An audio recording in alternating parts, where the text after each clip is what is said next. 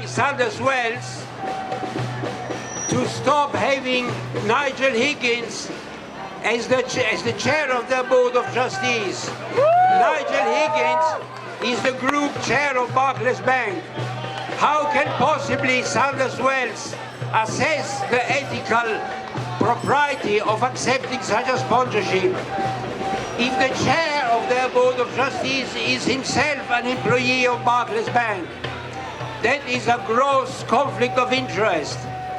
We are asking Sadler's Wells to get rid of Nigel Higgins and have a properly independent Board of Trustees.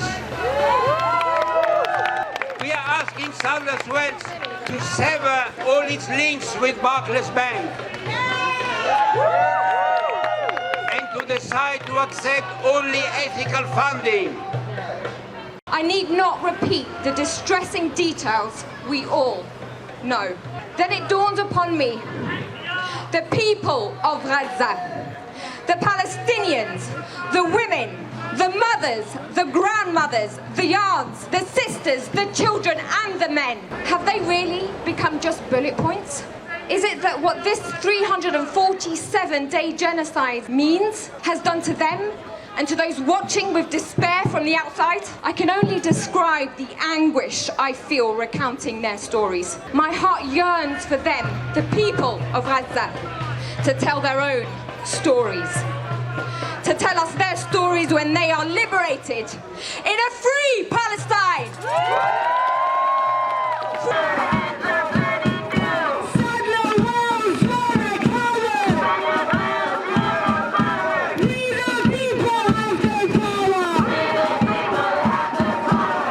Reason being against genocide and believing Palestinians should exist with security, safety and freedom is controversial. For many of us, the past almost year has been very revealing. We've seen how deeply entrenched Zionism and the military industry is in our everyday lives. As Islington PSC, we're campaigning for our local council to disclose, divest and boycott companies complicit in the genocidal offensive in Gaza. They've already committed to divesting 2.6 million from pension funds of companies complicit in illegal activities in the West Bank. But to think local councils were investing in this in the first place is egregious. To universities, shout out to the students and allies doing amazing work at encampments, holding their places of study to account, and of course cultural institutions like Sadler's Wells Theatres. Cultural institutions are supposed to be places of community, art and inclusivity. However, with the clear conflict of interest of the chair of the board at Sadler's and chairman of Barclays being the same person, it means it's no longer a safe space. It means these places make their decisions based on profit and not on ethics and don't represent the majority of people.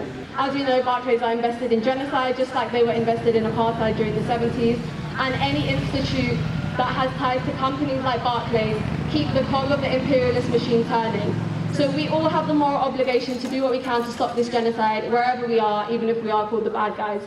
It's our responsibility to not let up, to continue to show solidarity to culture workers, to put pressure on institutions like Sadler's Wells Theatre, and as the local Islington PSC, where Sadler's is situated, we stand behind you guys, and we will not stop, we will not rest until Sadler's cuts ties with Barclays and removes Nigel Higgins as the chair of the board.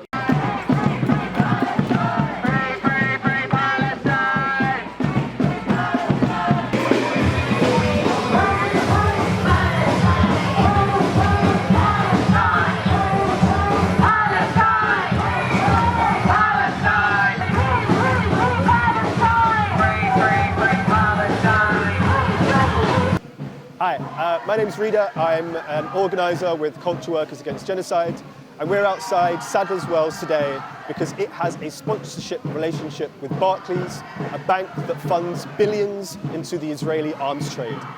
Barclays Chairman Nigel Higgins also sits on the board of Sadler's Wells. We believe that this complicity is egregious, and that's why we're here today.